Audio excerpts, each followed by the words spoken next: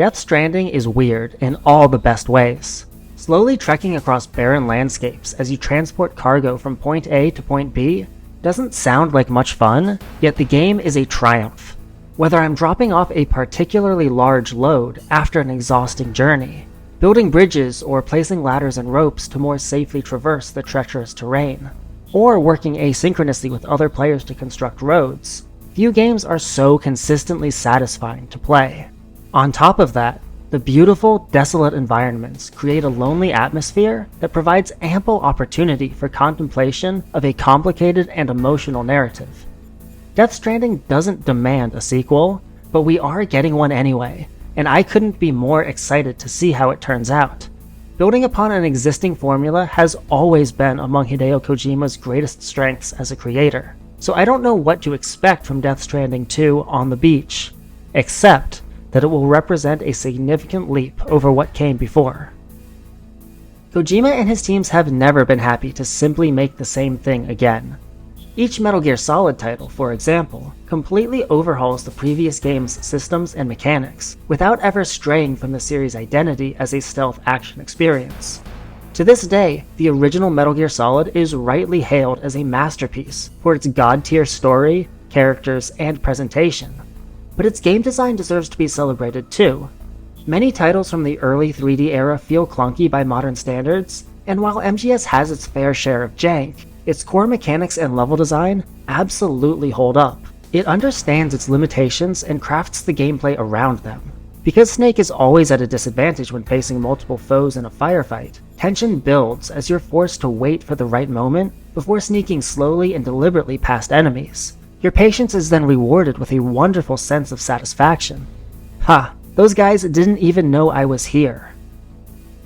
MGS1 is the sturdy foundation upon which the 3D stealth action genre is built. For the sequel, Kojima and the team could have kept the same base mechanics, tightening and tweaking here and there, but largely relying on next-gen visuals and unrivaled presentation to be MGS2's major selling points. Instead, they revolutionized the gameplay experience. Metal Gear Solid 2 Sons of Liberty brings so much new to the table. Being able to aim and shoot from a first-person perspective is perhaps the biggest game changer. Precision aiming was a source of frustration in many games of this time. By allowing the player to seamlessly transition to first person, Sons of Liberty discovered a functional solution to this problem a couple years before Resident Evil 4 popularized the over-the-shoulder camera angle.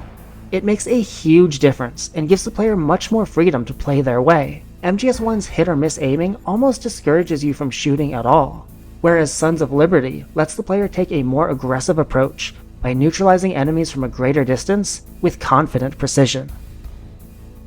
It doesn't abandon stealth in favor of action, though. You can't just pop a trank into anyone in your path and mosey past with ease. Guards are now equipped with walkie-talkies, and they frequently check in with each other. If communication breaks down, a search team is sent to investigate the situation. Equally tricky is the fact that downed enemies no longer disappear like they did in MGS1. Those bodies remain in the environment where they can easily be spotted by their comrades. Instead of dispatching foes willy-nilly, you have to determine which ones are worth taking out and which are better left alone. There's so much more to consider. If I leave the body there, how long do I have before another enemy spots it? Will I be able to hide it without exposing myself? Where even can I hide it? Playing aggressive is a viable choice, but not always the best one. How you deal with enemies is Sons of Liberty's most transformative aspect. In contrast, Metal Gear Solid 3 Snake Eater changes the way you conceal yourself from them. Snake Eater trades the industrial interiors of its predecessors for verdant and perilous jungles, and with that change in setting comes an emphasis on hiding in plain sight. Instead of squirming through air vents, creeping behind stacks of boxes, or ducking into side rooms, you now have to blend in with the foliage. I mentioned earlier the sense of tension you feel when playing these games, that thrill of managing to stay hidden even when a guard patrols past your position. Snake Eater's camouflage system further heightens that sensation. If you choose your camo carefully and find the right place to hunker down, an enemy soldier can stare directly at you without even realizing you're there. The jungle is full of dangerous creatures, but Snake is the most lethal predator of them all. Snake Eater's greatest achievement, though, at least from a gameplay point of view, are its bosses. Ever since Psycho Mantis blew our collective minds, Metal Gear has been known for its creative approach to boss battles. In addition to the Mantis mindfuck, MGS1 gave us a hand-to-hand fight to the death, a sniping showdown, and my personal favorite, this battle with Vulcan Raven that encourages you to experiment with every weapon in your inventory to find out what works best for you. Sons of Liberty's bosses aren't quite as iconic, but still deliver memorable encounters. From deactivating bombs while this wine-swilling maniac on rollerblades tries to blow you up, to taking down wave after wave of Metal Gears. But Snake Eater pushes it to another level, from the cat-and-mouse game with The End, designed to test your patience and observational skills, to the literally hellish encounter with the Sorrow, which forces you to confront and reconsider your playstyle, as every enemy you've chosen to kill comes back to haunt you. And of course, the tragic, unforgettable face-off with the boss. Snake Eater offers the best and most creative boss fights, not just in the series, but I would argue in all of gaming. For these reasons and more, it's widely regarded as the best Metal Gear title, and it's hard to argue to the contrary. Metal Gear Solid 4: Guns of the Patriots is a re-examination of the stealth genre. What does stealth even look like in the midst of a war zone, where there's no place to hide? Thanks to the new and improved camouflage system, you can try to blend in with your surroundings to avoid being caught, but the ongoing skirmishes between opposing factions don't have to represent an obstacle or a threat. They can provide a strategic advantage if you play your cards right. Guns of the Patriots features one of my favorite video game mechanics ever. By joining the battle you're supposed to be avoiding and helping one side defeat their opponents, you can win their favor. In the Middle East level, you can turn an entire base from hostile to friendly. In South America, you can have an entire army on your side. These levels can play out very differently depending on your actions, adding a ton of replay value. It's just a really cool system, and something that I wish we could have seen iterated on in subsequent titles. Another big change is that Snake can now buy and sell weapons from his buddy Drebin. There's a wider variety of equipment than ever before, and as long as you have the necessary funds, you can get access to what you need when you need it, rather than having to procure equipment on site, as was the case in previous titles. On top of that, Guns of the Patriots is the first in the series to adopt the now standard control scheme of using the shoulder buttons to aim and shoot. These changes allow for a more aggressive, action-oriented approach, if that's how you choose to play.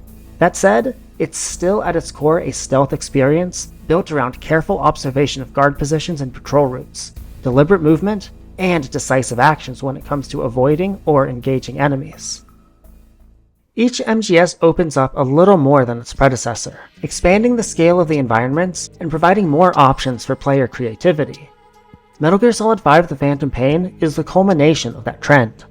Embracing true open-world design, it offers 2 massive maps filled with bases that can be infiltrated from almost any angle.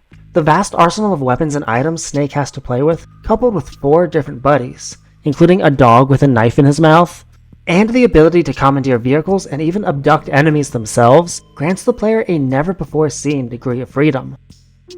Metal Gear has always offered plenty of replayability, whether it's challenging yourself on higher difficulties, pursuing no-kill runs, or simply messing around with the game's AI.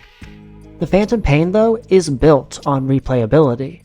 It wants you to experiment with the wealth of systems and mechanics at your fingertips and have a great time succeeding or failing.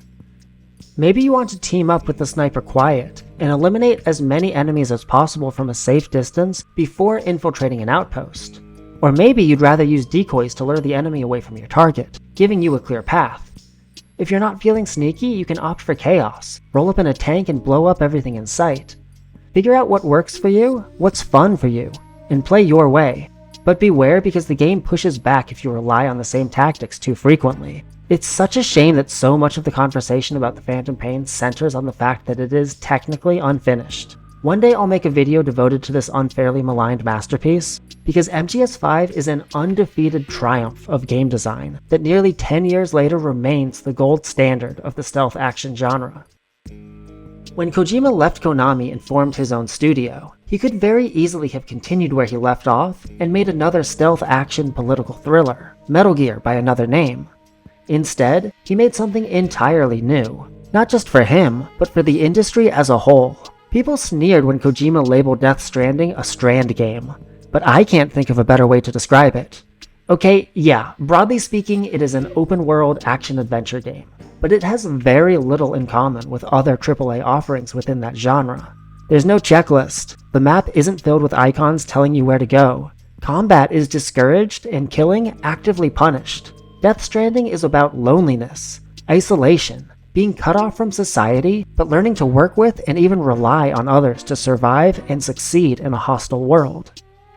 Journey and Elden Ring conjure up that same feeling of camaraderie with other players, but Death Stranding allows for far greater interactivity.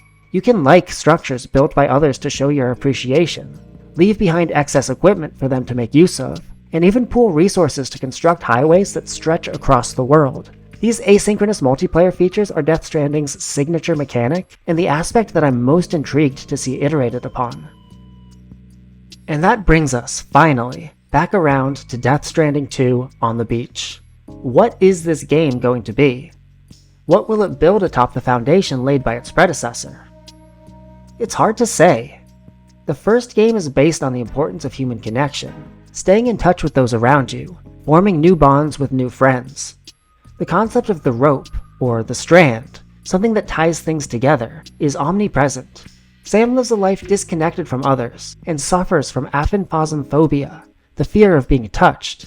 But during the course of his journey he forms meaningful connections, and learns to let people back into his life. DS2, however, seems to challenge this idea, posing the question, should we have connected? Trailers tease a greater emphasis on action, talking about trading the rope for a stick. There's even a new cyborg ninja that appears to be on Sam's side. Given that Death Stranding punishes you for killing enemies, I don't expect DS2 to become a straight-up action game. It does seem, however, that action may be a more viable approach, at least in some instances. As I've illustrated, each Metal Gear game gives the player an increasingly wide array of options and playstyles, so it wouldn't be surprising to see DS2 also offer more player choice. Beyond that, I really don't know what to expect. Knowing that it will most likely be very different from its predecessor, but not knowing how, is tantalizing. There are very few creators who can boast a legacy like Hideo Kojima. Let's not mince words, he's a genius. One of the most consistently daring, ambitious, and inventive minds in the history of video games. The word masterpiece gets tossed around a little too casually for my liking, but I genuinely regard each of Kojima's major titles from Metal Gear Solid 1 through 5, and Death Stranding, as just that, the work of a master. They redefine what video games can be, not just through unparalleled cinematic storytelling, but through innovative gameplay that sets new standards for others to chase. Kojima and his team have been pushing boundaries for over 25 years now, so why would Death Stranding 2 be any different?